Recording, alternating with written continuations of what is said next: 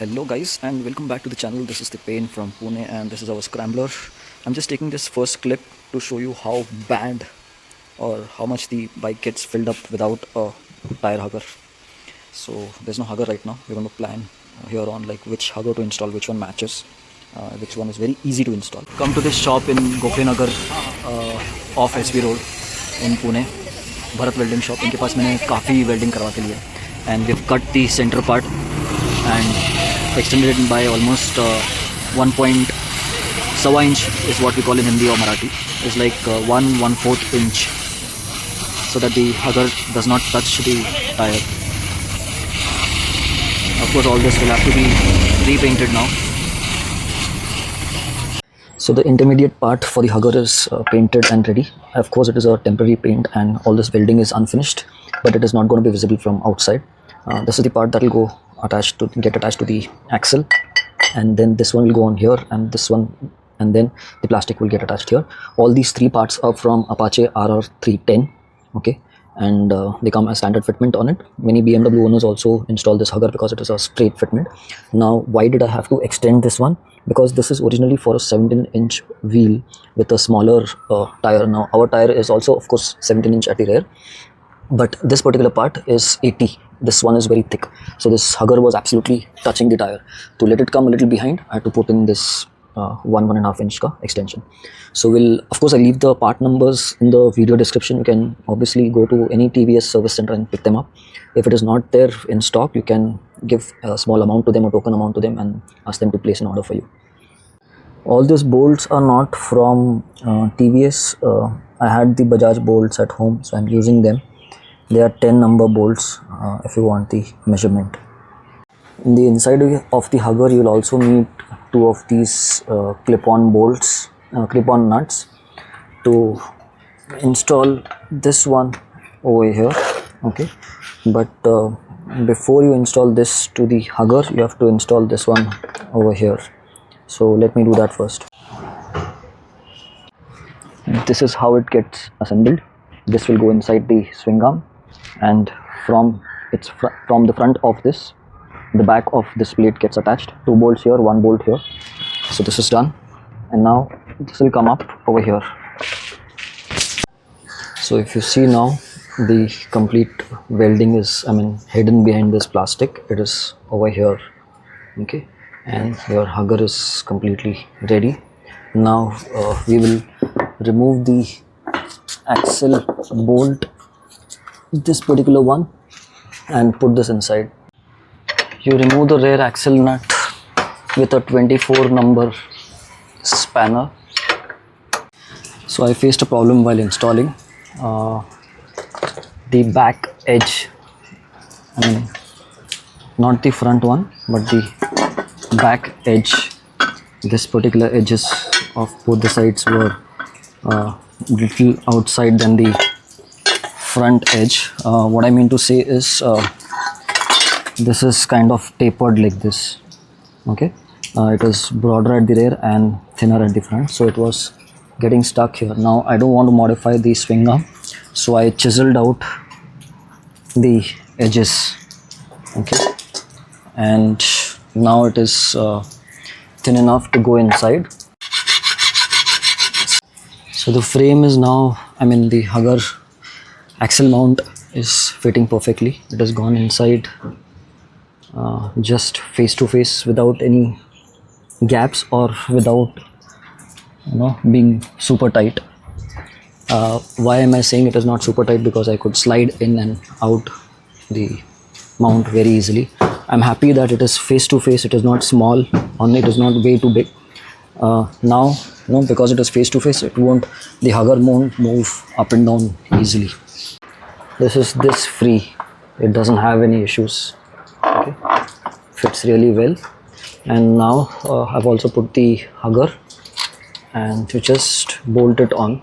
Now some of you may have a kind of a OCD that this bolt is not gone on inside completely. It is coming just to the edge. So you can remove this washer, not an issue, but I'm going to keep it. Installation is now done, completed, and it does look good enough. It is not like something, aftermarket also. It doesn't look that way. I mean, it looks original. There is enough gap over here, so just in case, because these tires, they hold a lot of mud, and that is why we have more spray than speed, because speed has a street tire. So this gap is enough for any mud to get stuck and still the tire to rotate, just in case if you plan to go off-road or something. Now I'll travel with this around the city. It's already raining, so we'll see how much splashes are coming up. I'll clean all this and then take the bike out. There's going to be one more change. I will need to change this chain adjuster because the spacer, because the levels are now not going to match on either side. I have loosened this particular bolt as of now. Okay, I will put it according to this one as of now, but we'll have to get new markings out here, and this will be your new chain adjustment point. Or if you do DIYs, you can do the chain adjustment on your own. Usually that is what I do. So I'll just loosen this out and tighten it so that it doesn't move back and forth. Also, please note, this hugger is not going to stop the splashes from coming here or on the rear pillion's foot pegs, because all this is still open. This is going to stop all the dirt from going up here to the rear seat and all. I've already done this in my Dominar. This is my Dominar, and this is the NS200 hugger, doing its duty since 2017. I mean, I had it earlier on my 2017 Dominar, and then I moved and made a new set for this 2019 Dominar. So all this, it doesn't stop splash from coming here. Okay, this one stops splash from going onto the rear seat and top box and all. I just cleaned all the parts right now with water. Both the grab rails, I removed all dust, mark, everything. This is also almost clean. The top box base, you can see it is partially clean. Number plate has been cleaned. This obviously was clean, and I just cleaned this tip so that obviously the mud is going to come here 100%, I'm sure. But we'll understand with the help of this hugger, at least, if it is stopping all the water and slush from going top and to the pillion seat. This also, I've cleaned everything from both the sides, even this part. So I'll drive in the city now for 20-30 kilometers and then reach a place and then complete the vlog. So guys, this is the condition of the bike after 45 to 50 kilometers of usage in the city. Now, I did not go out when it was raining heavily or something.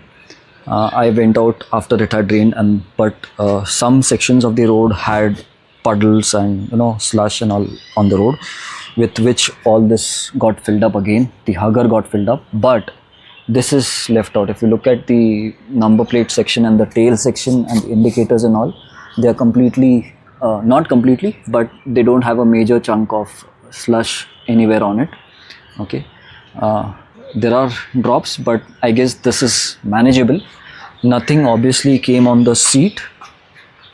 This one did get filled up. I told you earlier, like, there is no protection over here, so these things are going to get filled up. Okay, all this is going to get filled up.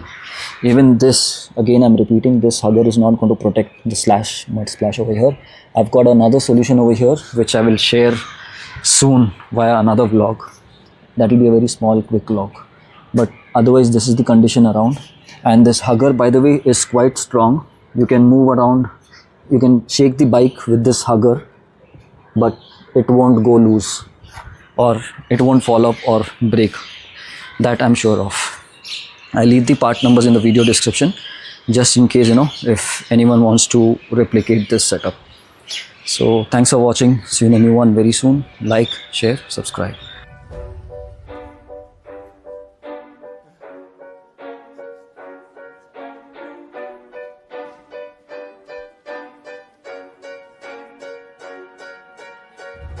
I didn't want to see you when you came home, 'cause you always try to hurt me, and that's so